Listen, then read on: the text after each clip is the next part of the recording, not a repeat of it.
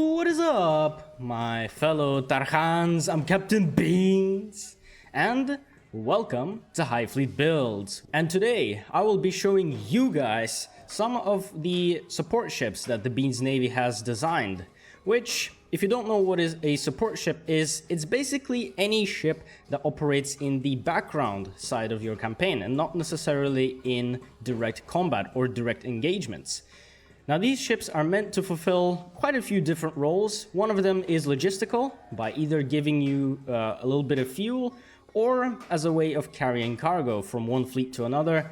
Another could be missile defense, either by using sprints or either jamming the missiles and avoiding them. Or these support ships could also act as early warning by having any sort of sensors like radars, ELINT, thermal sensors, fire control radar, stuff like that. And so because of this, I'm not really going to be doing any sort of crazy combat test or launching nukes at them or anything like that. Instead, I'm going to just give you guys a brief overview on each ship, and I'll demonstrate at least a little bit how to use each of these ships, and I'll give you guys my opinion on each one of them. And so, without further ado, let's get into the ships. Now, the first ship right here is called the Bellbird, and this was designed by a guy called Mackinaw, who is the same designer who came up with the Kalahari. Here are the stats for this ship, and as you can see here, this ship kind of fulfills quite a few different roles here. First and foremost, it does fulfill a bit of an early warning role, as you can see by the ELINT, which detects enemy radar signatures, and the thermal sensor over here, which can detect anything which has a thruster. This could be enemy ships, planes, or missiles. This ship also does at least a little bit of missile defense, because this ship also has a couple of these fire control radars, one here and one here. And this ship has 4 of these R9 sprint missiles, which are used for intercepting cruise missiles and even maybe aircraft.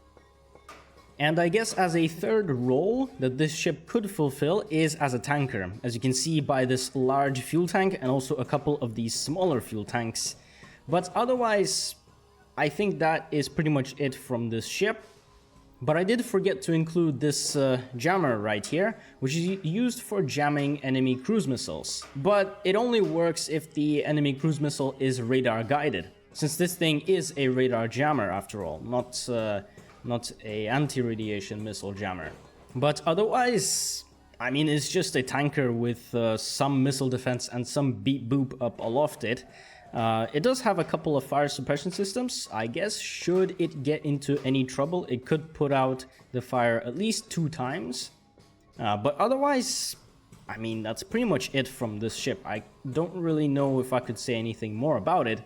So you know what? Let me show you guys how I think this ship is meant to operate.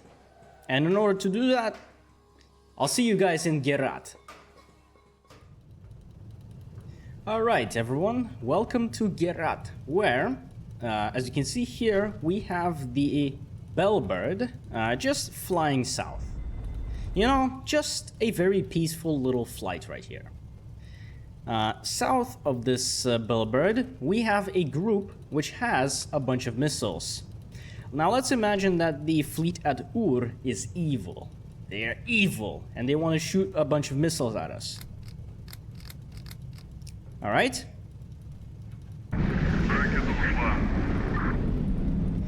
So now, let's say that the Bellbird is flying straight into a strike group which is launching a bunch of cruise missiles at it. Now, if we take a look here, if we do a little bit of something, we will know that missiles are incoming because of the thermal sensor right here. Now, because these are actually friendly missiles, they're not going to actually say anything, but if this was an actual enemy missile, they would give you a message saying, "Oh, thermal signature detected, ah." So okay, thermal signature detected, and I know for sure that it's a missile. So what do I do in this situation? Well, the first thing I do is I turn on my jammer, and I fly on a perpendicular course away from where the missiles are coming.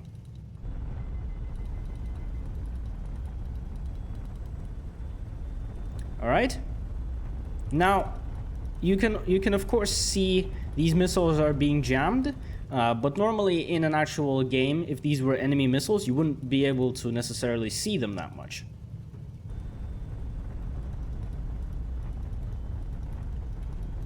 So now, as you can see here, I have just easily dodged a bunch of these radar-guided missiles with the Bellbird, and that is because I instantly knew that they were coming because of the thermal sensor, and also my ship is actually quite fast, and combine that with the jammer, I could easily dodge any radar-guided missile.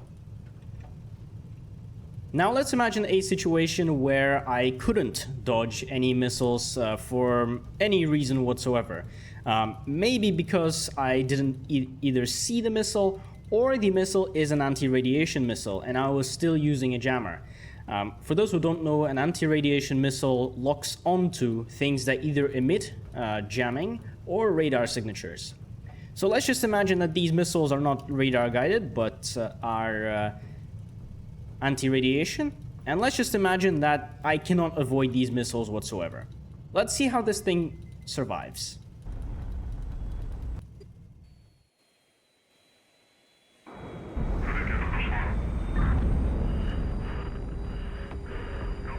Okay, so I did launch a couple of sprint missiles. They didn't intercept that cruise missile, but because I had a really good thrust on this ship, I was able to thrust upwards, which is also a good way of mitigating damage from cruise missiles if you have a ship that is very maneuverable. Let's see if the second missile will kill this ship or if I can intercept it.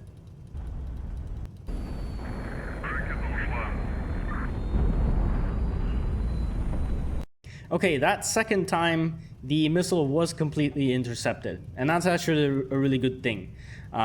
Most of the time, 2 R9 sprint missiles can definitely intercept a cruise missile. Now that one time that the missile was not intercepted, that was probably a fluke, because I have done this test with a couple of ships several times off camera, and most of the time 2 of R9 sprint missiles can definitely stop a H-15 cruise missile.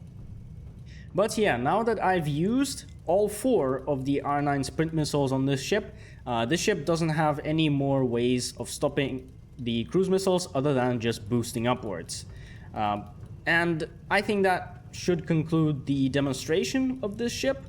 You know what, let's get back to the shipworks, where I'm going to get my final opinions out, and we'll move on to the next ships. Alright, welcome back to the shipworks, where all I wanted to say about this ship is Wurkt. This ship right here is definitely worth the money that you get here, because it does have a little bit of missile defense, but I think the main purpose of this ship is, again, the reconnaissance, because as you can see here, of course, the ELINT and the thermal sensors.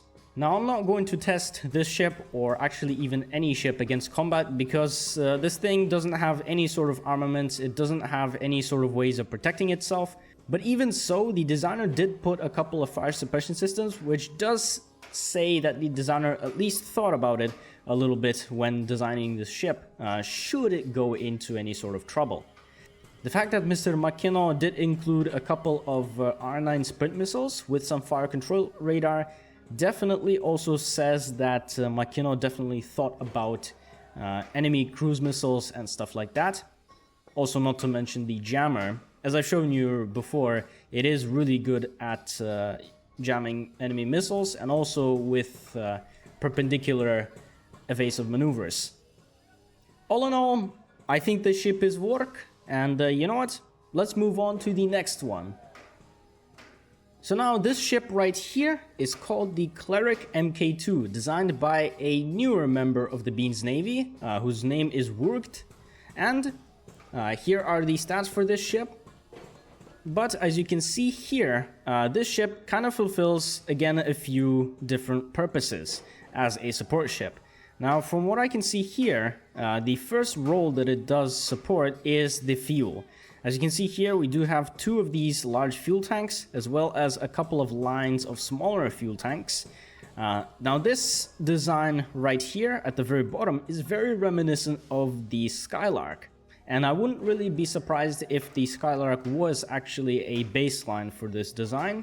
But up aloft right here, we do have quite a bit of things going on here. We do have a couple of fire control radars on either side of the ship, kind of similar to the Bellbird, which I've shown you just before. We do have a thermal sensor, which works similarly to the Bellbird, except this one is actually more obstructed, so it has actually a smaller IRST tracking, but that's no biggie. At least it's work. And again, just like the Bellbird, this one does have a fully unobstructed ELINT, which I'm assuming is for reconnaissance and detecting strike groups and stuff like that. We do have a couple of T7s here up aloft on these flight decks right here. I'm assuming these T7s are meant to be used as either reconnaissance or as missile defense, because T7s are generally faster, but also they can carry air-to-air missiles, which can be used to either intercept enemy aircraft or enemy cruise missiles. I'll demonstrate to you guys later on how that is done. But I guess as an additional way of intercepting cruise missiles or planes, we do have a couple of R9 Sprint missiles. We do have 5 of these things. And that's pretty much it from the design right here. There's not really a whole lot to it, and it does look a little bit funky, but it's not as crazy as some of the designs we have seen so far. But I think as a good way to show you guys what this ship is capable of, let's go back into Gerat to test out its capabilities at stopping cruise missiles. I'm not going to test it against enemy aircraft because that would be kind of difficult to replicate for a test video, but cruise missiles is generally a good test for strategical assets. So you know what? I'll see you guys in Gerat. Alright guys, welcome back to Gerat, where right now I'm going to do a very similar test to what I've done with the Bellbird earlier, except I'm going to do it with the single Cleric right here. So, let's launch a couple of missiles at the ship.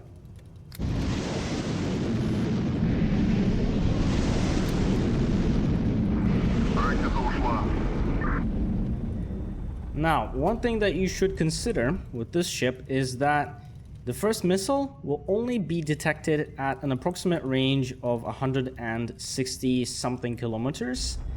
So just about right now, this first missile should only be detected by the IRST right here.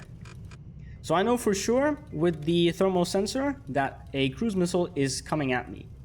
So what do I do in this situation? So I try to first dodge. Then what I'll try to do, in case I know that I won't be able to completely avoid the missile, I'm going to launch a couple of planes with AAMs, or actually just one, to intercept at least the first missile. And since strike groups like to send missiles in clusters, I'll send my second plane as well to go for an intercept course for the second missile.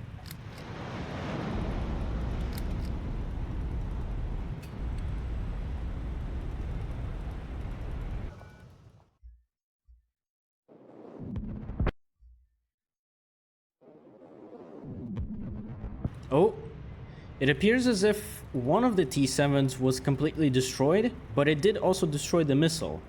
Now that is actually not a great thing to do. I guess we've suffered a little bit of a loss here. Okay, so one thing that I've just realized is that because I am using friendly planes and I'm also using friendly missiles, friendly planes and friendly missiles are not a great way to test whether or not the enemy missiles will be intercepted. That's because my friendly missiles targeted my friendly planes and were actually going to target the planes, not the ship. So I guess what happened is that, yeah, the missiles destroyed my planes. But in an actual campaign, if you did try to use the T7s with AAMs, then they do have a pretty high chance of intercepting at least the first couple of cruise missiles. Okay, let's imagine now that we cannot avoid the missiles for whatever reason. Either again, we're using radar and they're using anti-radiation missiles, or we only detected these missiles a very short distance away for some dumb reason. So you know what, let's see if this ship can use its sprints to intercept at least the first couple of missiles. And we'll also do the same thing as before, trying to... actually, no, we're not going to do that.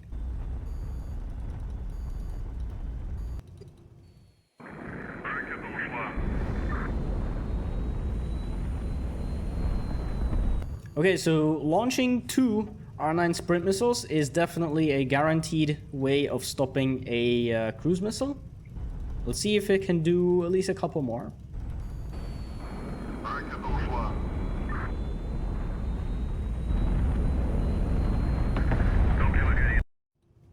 Okay, that time was also not very lucky, but again, normally 2 or 3 R9 sprint missiles is a guaranteed way of stopping a cruise missile.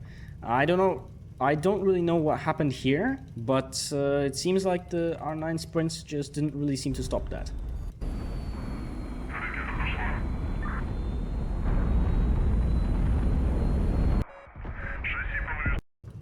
Okay, that did not survive a 3rd missile.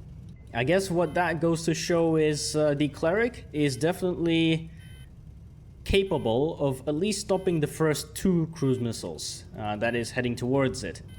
But it'll only have to do that if it's in such a terrible spot that it cannot avoid any missiles. But normally, the Cleric should be able to at least dodge all of the missiles because of its speed. Even though it's a little slower than the Bellbird, it can still dodge reasonably well. And also it can use its T7s with AAMs, anti-air missiles, to intercept the missiles before they even reach the ship.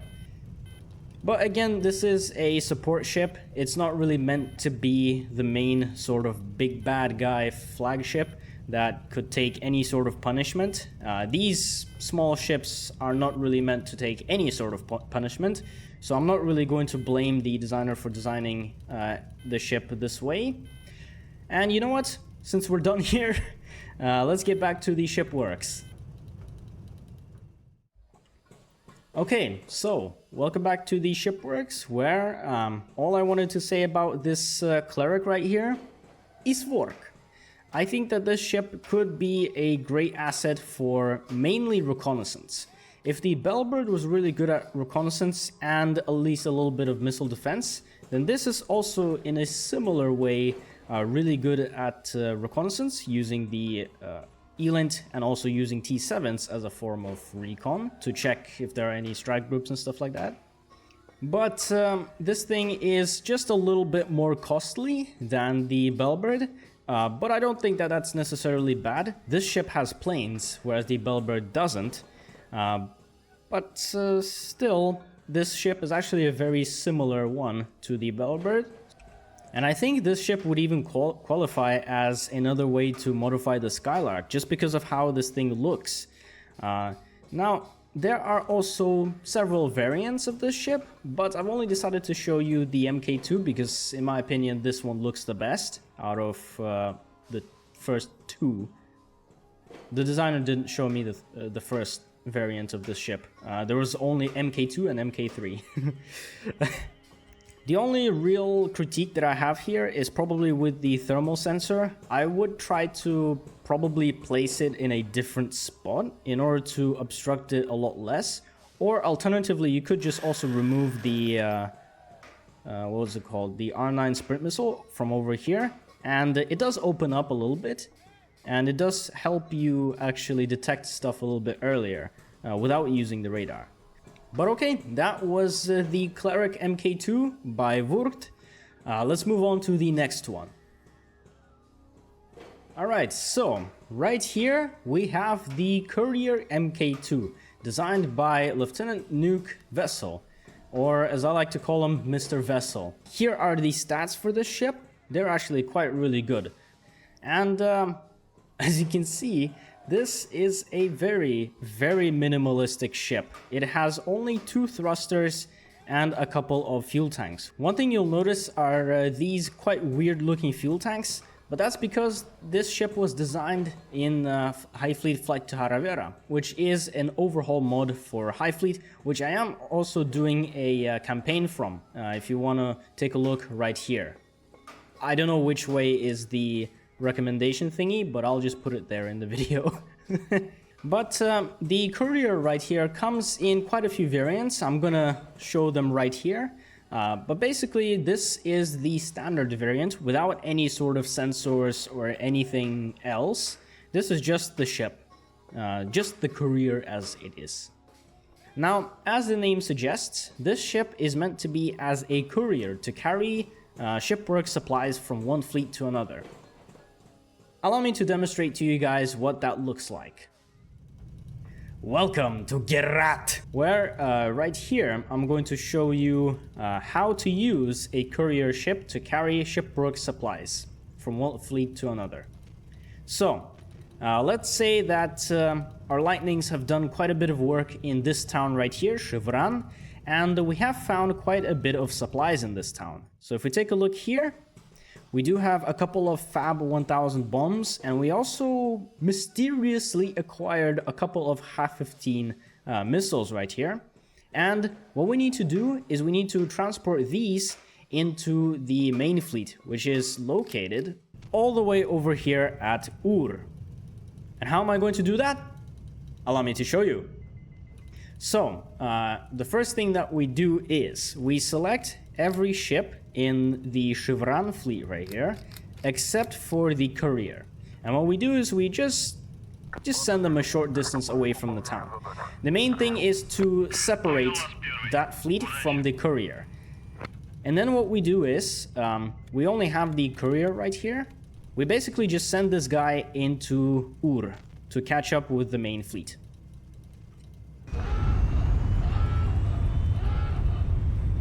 Okay, now these guys, you can come back into Shivran, and you, Courier, you just fly over to the main fleet. And whilst this guy is going to take some time to fly to the main fleet, I just wanted to say the reason why you'd want such a ship like this. So imagine that this fleet right here at Shivran is not a whole bunch of lightnings and a tanker, which generally are fast ships. But imagine that this fleet is made of something slightly heavier. Maybe you have a gladiator, or maybe you even have the flagship in this fleet. Now, just sending your whole fleet to catch up with another fleet to give them supplies would take too much time. And because they're also very slow and fat and stuff like that. Plus, they can also get detected really easily by the enemy. Whereas something like the Courier right here has a pretty low radar signature and also a pretty low thermal signature, which means that there's not a whole lot that could get this thing detected. And also this thing is comparatively faster than, say, the Sevastopol, so it'll take less time for this to reach another fleet than, say, flying your whole main fleet to a different town. And so what you can do is you can bring a bunch of couriers into each and every fleet that you are going to send out into Gerat, and if they find any sort of supplies, you don't have to fly your main fleet in order to get those supplies installed. What you can do is just send a courier, make the courier come back, install the things on your flagship, and it's work. Alright, so the courier has landed at Ur. Now let's check the shipworks. Okay, here is the flagship. And looky here, we got the supplies that we have transported all the way from Shivran over here. And that is how you use a courier type ship to transport supplies from point A to point B. So that is the Courier Mk2. That is literally what the ship is meant to do. Aside from maybe a couple of the other variants of this ship, which do have a couple of sensors, which, well, they do different things. I think one of my favorite versions of this type of ship is when you actually add a jammer aboard this ship. That's because should it get into any sort of trouble, should enemies decide to launch cruise missiles at it, at least it'll be able to dodge those cruise missiles and jam those motherfuckers. Now, if you're also using a version which has ELINT or any sort of other sensor, you could also use this ship as a way of reconnaissance. It is fast enough and it does have enough range to at least fly far enough away to detect any sort of ships, garrisons, strike groups and stuff like that. The ship does have a low radar signature. It actually has a 100% chance of silent striking anything which has a thermal sensor, which is very impressive. It does have a very low radar signature, so not 100% chance, but still a pretty good chance of sneaking right past those strike groups and, well, I don't know, doing whatever small minimalistic ships do, like. But all in all, I think that this ship is Wurkt, and I think even in my next campaign, I might actually bring a couple of those with me. I mean, hell, look at this price right here. It costs nothing. Just buy a whole army of these and we'll just storm Hiva with them. Like, it's okay. It's Wurkt. It's like something that you buy at a store that is like stupid cheap. I mean, like, why wouldn't you buy it at this sort of price? So, which I guess is the same thing for this ship.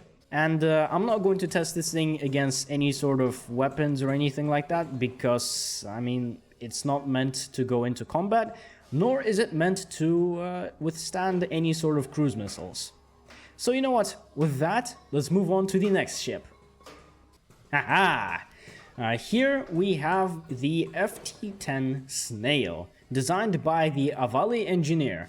Here are the stats for this ship, and as you can tell by the stats and just by the appearance of this ship, this is a tanker.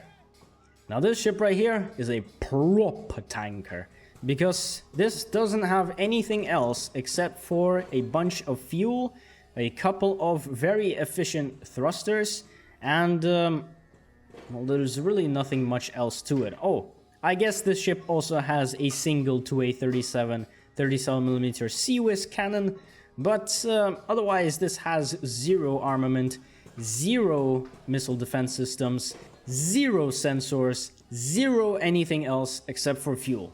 And it does reflect it quite well in the range category. I don't think that I also need to test it out in combat, simply because, well, one 37mm gun is not really going to do anything, in my opinion.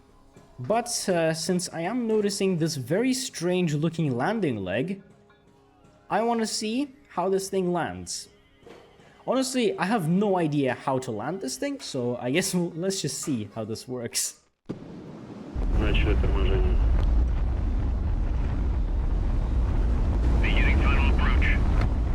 А? Чё?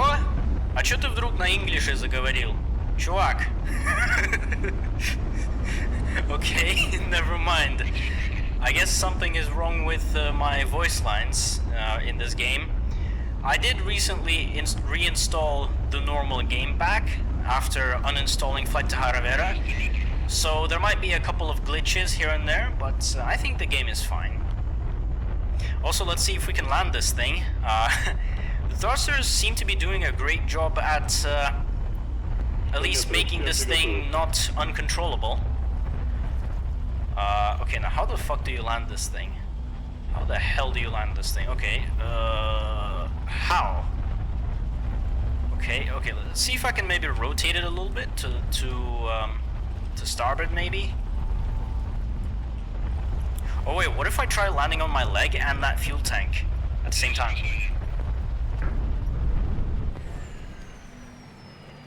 Все. Все, благодарю за работу. I mean, it's Wurkt. As you can see, this majestic little ship right here can land quite successfit, and I think the best places for it to land are in spots like this, where there is a bit of a pit, but there is a bit of a column to rest its head upon. Otherwise, that's pretty much it from the landing of this thing. Okay, I guess that was the landing test of this ship. Okay, so that was the Snail. I guess it lands, so it's Wurkt. But the only real changes that I would make to this ship is remove this thing completely and also remove the ammo module for it. And probably even get rid of this hull piece right here. And somehow, I guess, make that at least a little bit more compact.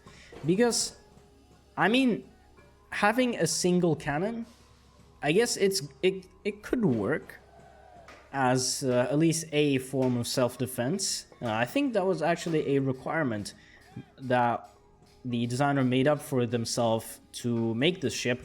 But having any sort of armaments on a tanker, in my opinion, it's not really cost effective, and it's not necessarily going to be used.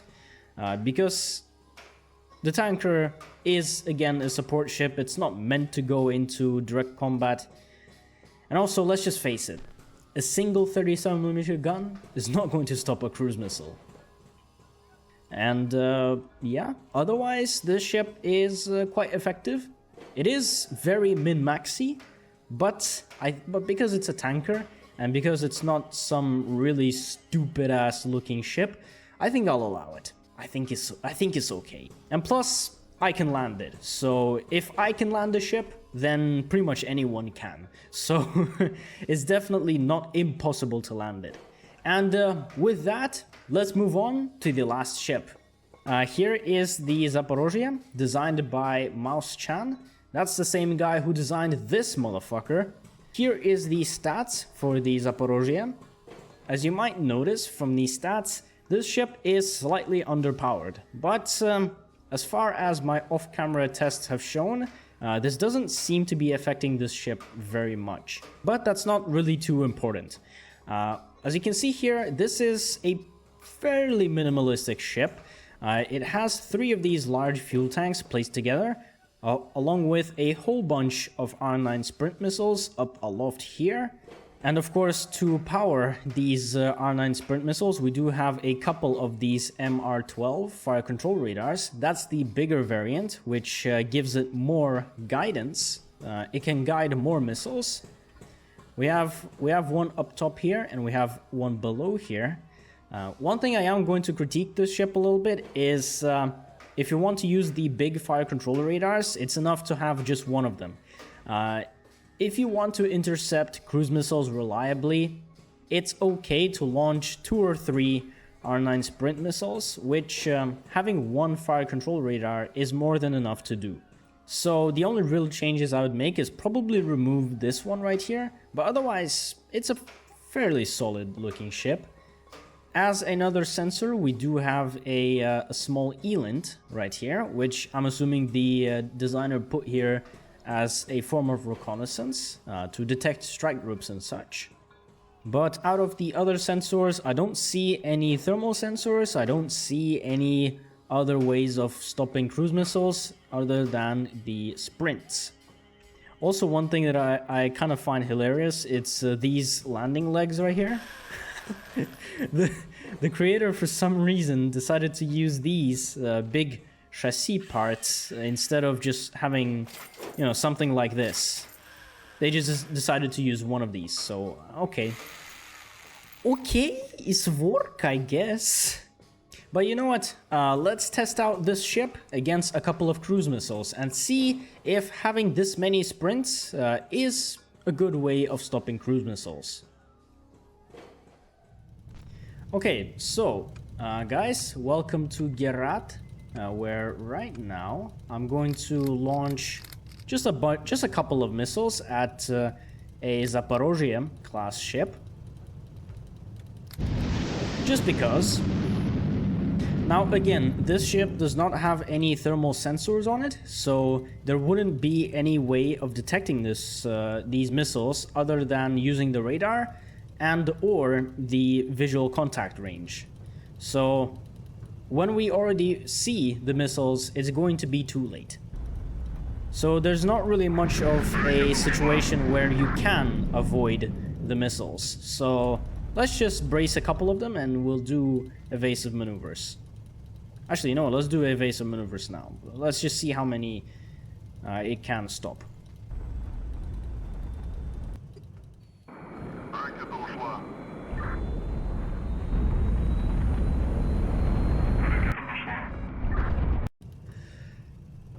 Again, I have no idea why this keeps happening. I have done this test with the Zaporizhia class before. Okay, never mind. Let's just then launch another barrage of missiles at a different Zaporizhia class ship. Let's see how many she can hold up.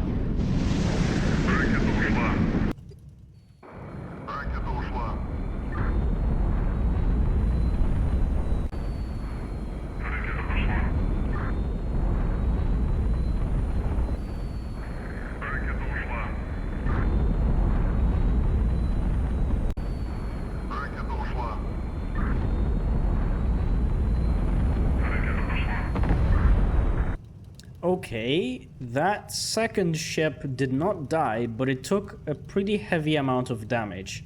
I did try to boost upwards, which did at least a little bit help mitigate some of the damage.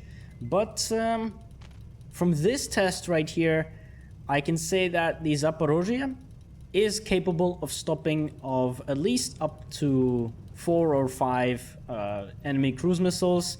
And that is in the best case scenario, when launching 2 sprint missiles at a time stops every missile. And yeah, again, most of the time 2 sprints should stop 1 H-15. But as you saw, it doesn't always work that way. Sometimes 2 sprint missiles doesn't really stop anything at all. And that's one thing about the ships that I've just shown you here. None of them have any sort of CWIS or any artillery. That's probably because of their support role. They don't necessarily need to have any artillery, but most of them did have R9 sprint missiles. But otherwise, I think that we'll have to conclude the test for the Zaporizhia, because from what I can see here, it ran out of the R9 sprint missiles. So I guess I'll just call it a day here. You know what? I'll see you guys back at the shipworks. Alright guys, welcome back to the shipworks, where all I wanted to say is that is going to be it for this one. I hope you guys have enjoyed this video, and I hope you guys are looking forward to more. If you guys want to test out these ships that I've shown you for yourself, the link in the description below, there will be a link for the Google Drive of HighFleet builds. And within that Google Drive, you'll see a folder that says Beans Navy. That's where all of the Beans Navy ships are going to be.